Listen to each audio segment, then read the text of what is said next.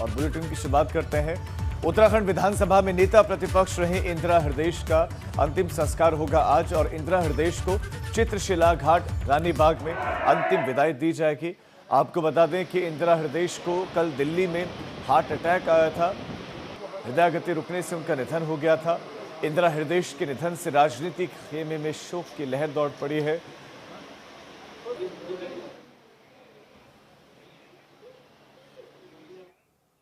CM Tirath Singh Rawat Haldwani पहुंचे हैं आज और यहां पर उन्होंने इंदिरा हृदयेश को श्रद्धांजलि दी, साथ ही इंदिरा के परिवार वालों को सांत्वना दी। मुख्यमंत्री तीरथ सिंह रावत ने कहा कि इंदिरा का जाना एक बहुत बड़ी क्षति है। हल्द्वानी पहुंचे हैं मुख्यमंत्री तीरथ सिंह रावत और इंदिरा हृदयेश को श्रद्धांजलि देने के लिए वहां पर मुख्यमंत्री पहुंचे। मुख्यमंत्री का दिल्ली का दौरा है और दिल्ली के दौरे को बीच में छोड़ते हुए वो हल्द्वानी के वापस फिर उनको दिल्ली लौटना है और आगे के जो कार्यक्रम है उनके यथावत है। लेकिन आज उपराष्ट्रपति से उनकी मुलाकात होनी थी जो उन्होंने टाल दी है आगे के लिए, और वो हल्द्वानी पहुंचे जहां उन्होंने इंदिरा हृदयेश को श्रद्धांजलि दी। इंदिरा हृदयेश जी का जाना प्रदेश के लिए बहुत क्षति है और हमें बड़ा दुख है। इंदिरा जी का जिस प्रकार का व्यक्तित्व था और जिस तरह से वो उत्तराखंड के लिए विकास के लिए लड़ती थी, दलगत राजनीति से ऊपर उठ कर के उनकी सोच थी।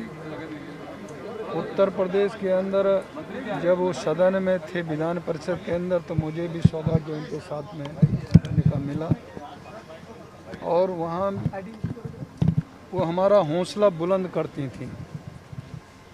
छोटे भाई के रूप में वो मानती थी, दीदी के रूप में, और उनसे बार बार मार्गदर्शन लिया करते थे। और वो उत्तराखंड ने उत्तर प्रदेश के अंदर बल्कि दिल्ली की राजनीति में भी एक स्थान रखती थी। तो स्वाभाविक है कि उनका जाना एक क्षति है। और अभी भी 4 दिन पहले मेरी फ़ोन में बात हुई थी कई कोविड के मुद्दों पर, और इस बीच में ये कह सकता हूँ कि इस 1-1.5 महीने के अंदर मेरी 10-12 बार उनसे फ़ोन में, 2 बार वर्चुअल में, जब सर्वदलीय बैठक मैंने बुलाई थी कोविड के समय, तो उस समय जुड़ना और उनके जो सुझाव थे वो प्रदेश के हित में और कोविड के तहत, तो उन्हें हमने इंगित किया। अंतिम समय पर इंदिरा हृदयेश आज और 11 बजे अंतिम संस्कार उनका होना है रानीबाग में। सुबह 11 बजे उनका अंतिम संस्कार होगा और मदन कौशिक जो कि बीजेपी के प्रदेशाध्यक्ष है वो भी श्रद्धांजलि देने के लिए पहुंचे। उन्होंने भी इंदिरा हृदयेश को नमन किया है। मुख्यमंत्री तीरथ सिंह रावत सुबह पहुंचे, उन्होंने श्रद्धांजलि दी है और परिवार में गम का माहौल है, शोक की लहर है। लगातार उनके समर्थक, उनके चाहने वालों का हुजूम उनके आवास पर उमड़ रहा है और उनको श्रद्धांजलि दी जा रही है। और अब इंदिरा हृदयेश का जो पार्थिव शरीर है कांग्रेस कार्यालय में, जहां पर सभी कार्यकर्ता उनके अंतिम दर्शन कर सकेंगे। उत्तराखंड बीजेपी के अध्यक्ष मदन कौशिक ने इंदिरा हृदयेश के निधन पर शोक जताया और क्या कुछ उन्होंने कहा आपको सुनवाते हैं। इंदिरा जी उत्तराखंड की एक बहुत ही वरिष्ठतम नेता इस रूप में रही है। न केवल कांग्रेस अपितु उन्होंने दिल जीता है जनता का। उन्होंने हमेशा आवश्यकता पड़ने पर राजनीतिक और पार्टी की प्रतिबद्धता से ऊपर उठकर काम किया है। इंदिरा जी एकमात्र ऐसी नेता मैं मानता हूं कि नेता कोई मन से बड़ा होता है, कोई कद से बड़ा होता है, कोई पद से बड़ा होता है। इंदिरा जी ऐसी नेता थी जो मन से भी बड़ी थी, कद से भी बड़ी थी और पद से भी बड़ी रही हैं। तो ऐसे नेता के जाने से निश्चित रूप से राज्य को बहुत बड़ा क्षति और लॉस हुआ है। आज इस अवसर पर मैं अपने दल की ओर से श्रद्धा सुमन अर्पित करते हुए कि भगवान अपने चरणों में उनको वास दे, स्थान दे और परिवार को दुख सहन करने की शक्ति दे। कैबिनेट मंत्री बंशीधर भगत ने भी उन्हें श्रद्धांजलि दी। इंदिरा हृदयेश के निधन पर उन्होंने क्या कुछ कहा सुनवाते हैं। चुनाव अपनी जगह है, राजनीतिक दल है, चुनाव लड़ता है, अलग अलग दलों के अलग अलग प्रत्याशी होते हैं, लेकिन लंबे समय से हम लोग एक शहर के वासी हैं और एक प्लेटफॉर्म पर रहे हैं लंबे समय से राजनीति के प्लेटफॉर्म पर हमने काम किया है।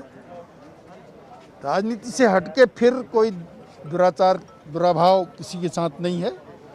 राजनीति पर जो भी रहा होगा, कभी तीखी नोक-झोंक रही होगी, लेकिन राजनीति के प्लेटफॉर्म से उतरने के बाद फिर हम सब एक परिवार की तरह रहे हैं। इंदिरा जी कांग्रेस की ही नहीं, पूरे प्रदेश की वरिष्ठ नेता थी। आज हमारे बीच में नहीं है, तो ये कमी को भर पाना बहुत मुश्किल है। मैं परमपिता परमेश्वर से प्रार्थना करता हूँ कि उन्हें अपने सिर चरणों में स्थान दे और परिवार को इस कष्ट को सहन करने की शक्ति दे।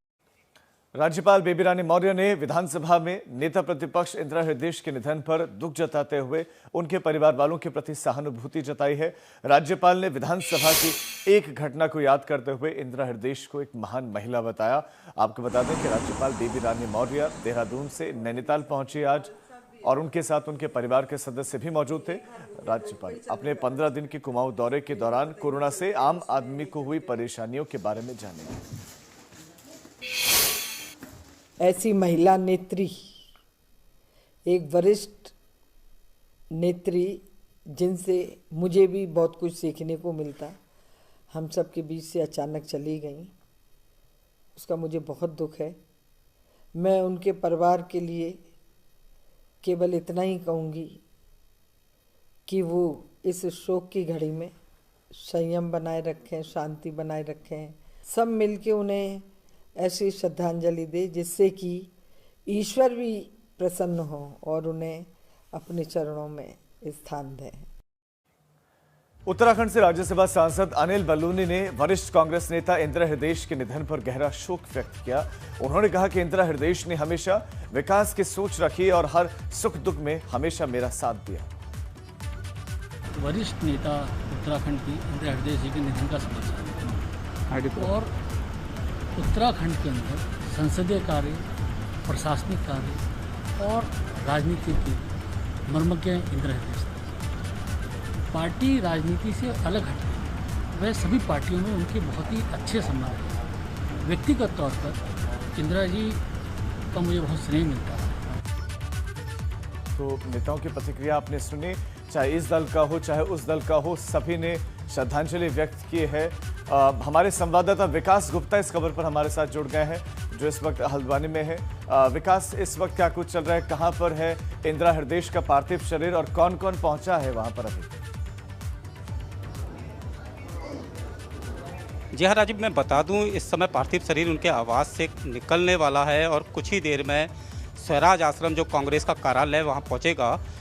इस दौरान मुख्यमंत्री तीरथ सिंह रावत, मदन कौशिक, पक्ष और विपक्ष दोनों ही मौजूद रहा। अरविंद पांडे मौजूद रहे और कांग्रेस ही मौजूद रहे। लेकिन अब स्वराज आश्रम, जैसे कि हम आ गए हैं, स्वराज आश्रम में इस समय मौजूद है और मैं आपको दिखाना चाहूँगा कि इस समय तैयारियां स्वराज आश्रम में कांग्रेसी कार्यकर्ताओं द्वारा श्रद्धांजलि की गई हैं। हमारे साथ मौजूद हैं कांग्रेस के प्रदेश प्रवक्ता दीपक बलूटे जी, उनसे जानेंगे किस तरह की तैयारियाँ इस समय उनके श्रद्धांजलि की। दीपक जी, किस तरह से तैयारी? देखिए, अभी उनके घर पे जो है लोग दर्शन के लिए जा रहे हैं, लेकिन कांग्रेस ने, जो कांग्रेस से लोग जुड़े हुए हैं उस परिवार के, क्योंकि इंदिरा जी का बहुत समय से कांग्रेस के प्रति समर्पित रहीं और अंतिम दर्शन लोग करना चाहते हैं, तो स्वराज आश्रम ये वो आश्रम है जहाँ से स्वतंत्रता संग्राम का यहाँ से कार्यक्रम चलता था और यहीं पर इनकी व्यवस्था करी है ताकि लोग आके उनके अंतिम दर्शन कर सकें।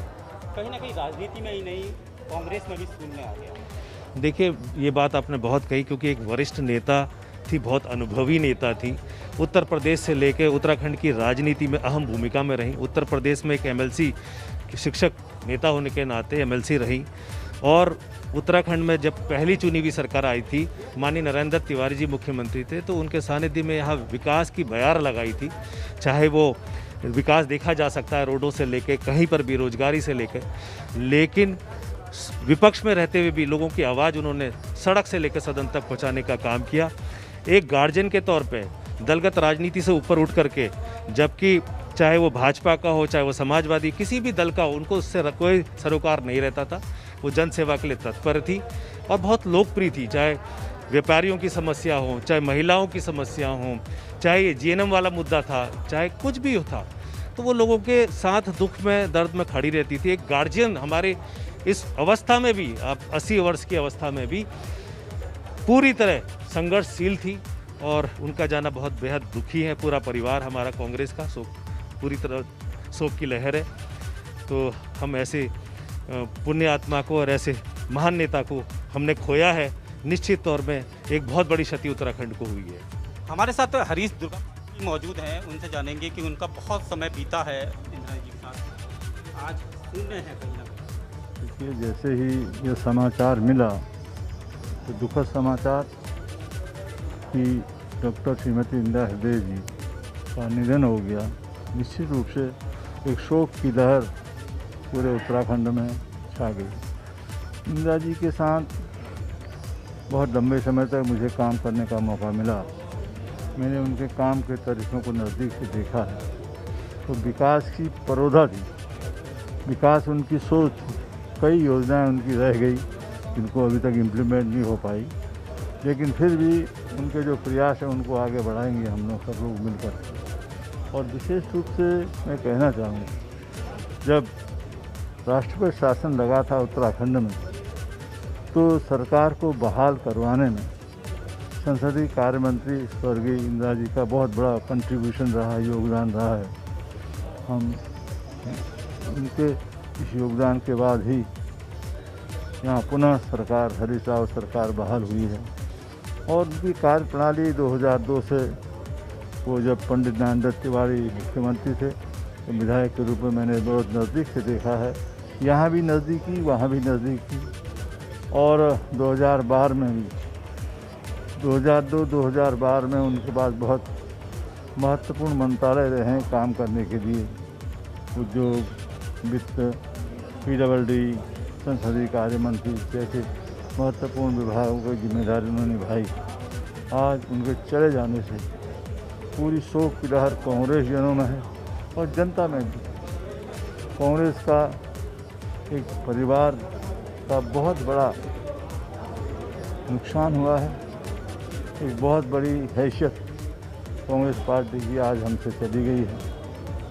हम उनको श्रद्धा सुमन अर्पित करते हैं, इस विश्वास के साथ उनके परिवार को इस संकट की घड़ी में इस दुख को सहन करने की परमात्मा शक्ति दे। और फिर हम मिल कर के पूरे कांग्रेस जन उनके साथ हैं, इस विश्वास के साथ कि उन्होंने जो कुछ किया देश प्रदेश के लिए, आम जनता के लिए, नेता प्रतिपक्ष के रूप में भी उनकी बहुत अहम भूमिका रही है। हमेशा सबको साथ लेकर चलने की उनकी जो एक सोच थी। और हमने विधानसभा में उनके कार्यप्रणाली को नज़दीक से देखा है। विपक्ष के प्रश्नों का जवाब किस तरह इंदिरा जी देती थी तो हमारे संज्ञान में है। तो आज हम याद ही कर सकते हैं उनके हर पल को, हर क्षण को, हर बात को, हर काम को। ये हमारे लिए सबसे बड़ी आवश्यकता है। पुनः हम सब लोग श्रद्धा सुमन अर्पित करते हैं डॉक्टर श्रीमती इंदिरा जी। राजीव, इस समय हम मौजूद हैं स्वराज आश्रम में, जहां कांग्रेसियों का आना शुरू हो चुका है और अब से कुछ ही देर में पार्थिव शरीर भी यहां पहुंचने वाला है। ऐसे में कुछ कांग्रेसी कार्यकर्ताओं से बात करने का प्रयास करेंगे। जैसा कि आप देख रहे हैं कि एक यहां तांता लगना शुरू हो गया है कांग्रेसियों का।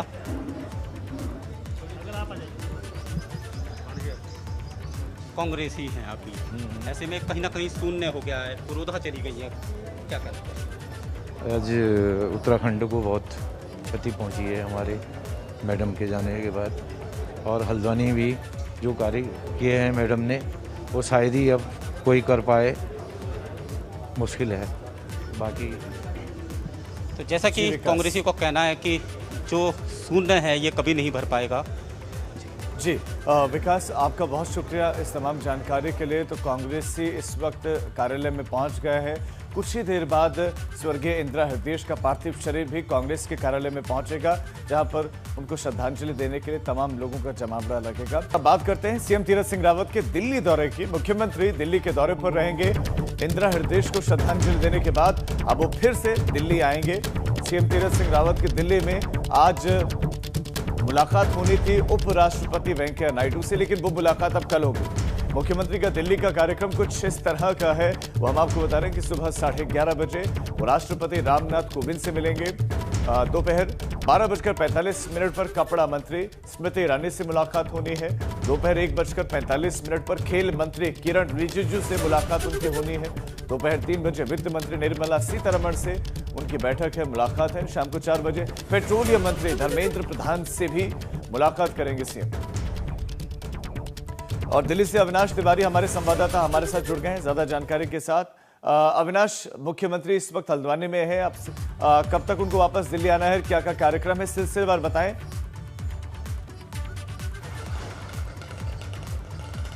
देखिए राजू, अगर बात करें तो मुख्यमंत्री अभी हल्द्वानी सुबह ही आज दिल्ली से गए हैं, 6:30 बजे वो यहाँ से गए हैं और अभी अगर बात करें तो 10:45 पर वो वापस दिल्ली आ जाएंगे।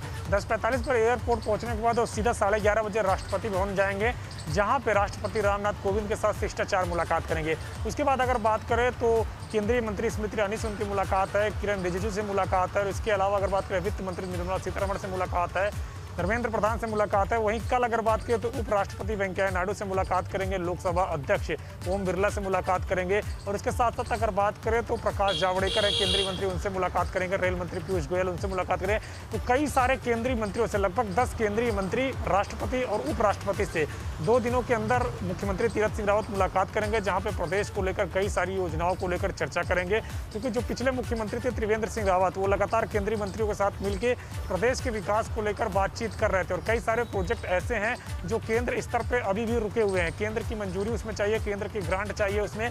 तो लिहाजा चुनावी वर्ष है, इसलिए मुख्यमंत्री की कोशिश है कि ज़्यादा से ज़्यादा केंद्रीय ग्रांट लेकर, केंद्र सरकार की तत्काल मंजूरी लेकर उत्तराखंड में जो तमाम सारे विकास कार्य हैं उसको कराया जा सके, जिसको लेकर जनता के बीच में 2022 के विधानसभा चुनाव में जाएं, जिससे कि एक बार फिर से बहुमत मिल सके। इसी कोशिश के मद्देनजर वो दिल्ली पहुंच रहे हैं और यहाँ पर कई सारे केंद्रीय मंत्रियों से मुलाकात करेंगे। जी अविनाश, बहुत शुक्रिया आपका इस तमाम जानकारी के लिए। और अब उत्तराखंड के मौसम की बात कर लेते हैं। उत्तराखंड में मौसम विभाग ने बारिश का अलर्ट जारी किया है। पर्वतीय इलाकों में भारी बारिश का अलर्ट है। पिथौरागढ़, बागेश्वर, नैनीताल और पौड़ी के साथ ही मैदानी इलाकों में भी आज हो सकती है बारिश।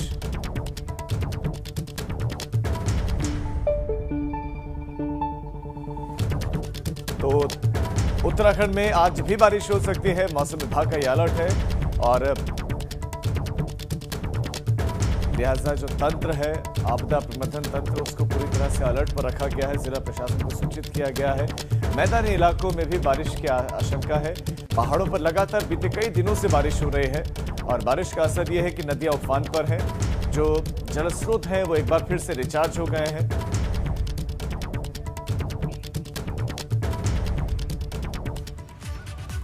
खबरों में अब आगे बढ़ते हैं। जोशीमठ से खबर मिल रही है, जहां पर ऋषि गंगा का जलस्तर बढ़ गया है और जलस्तर बढ़ने से जो खतरा है वो मंडराने लगा है। प्रलय के बाद यहां पर 200 मीटर वैली ब्रिज को खतरा है। जो प्रलय के बाद 200 मीटर का वैली ब्रिज बना है उसको बड़ा खतरा है, क्योंकि जलस्तर काफी बढ़ रहा है। पुल को बचाने के लिए बीआरओ अब अलर्ट मोड पर है। बीआरओ के अधिकारी मौके पर मौजूद हैं। जोशीमठ में आई आपदा के बाद से ये वैली ब्रिज बनाया गया था। अब बात कर्णप्रयाग की। कर्णप्रयाग में बद्रीनाथ नेशनल हाईवे पर कर्णप्रयाग गौचर के बीच में मलबा आने की वजह से बाधित हो गया। सड़क के दोनों ओर वाहनों की लंबी कतार लगी है और अब प्रशासन मार्ग खोलने में जुट गया है। तस्वीरें हैं कर्णप्रयाग की और ये मुख्य मार्ग है और मुख्य मार्ग की हालत आप देखिए कि क्या है। सड़क पर मलबा आ गया है और जेसीबी की मदद से उसे साफ करवाने का जो प्रयास है वो भी जारी है।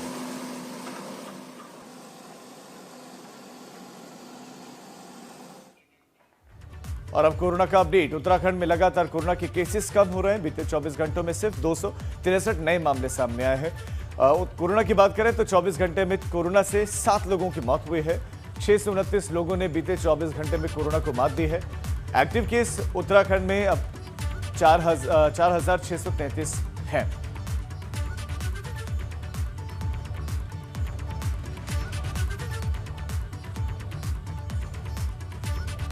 कोरोना के मामले हैं, बीते 24 घंटों का आंकड़ा है। 7 लोगों की 24 घंटे में मौत हुई।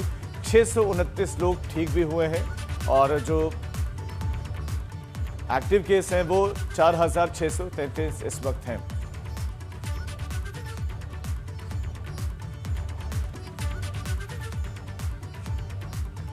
उधम सिंह नगर के रुद्रपुर पुलिस ने हनी ट्रैप गैंग का खुलासा किया है और इस गैंग के लोग लड़कियों के जरिए लोगों को जाल में फंसाते थे और उसके बाद उनके पर्सनल वीडियोस बनाकर ब्लैकमेल कर उगाही करते थे। पुलिस ने हनी ट्रैप करने वाले गिरोह के 3 सदस्यों को गिरफ्तार किया, जबकि अभी इस गैंग की 2 लड़कियों और 1 युवक की तलाश जारी है, वो फरार चल रहे हैं।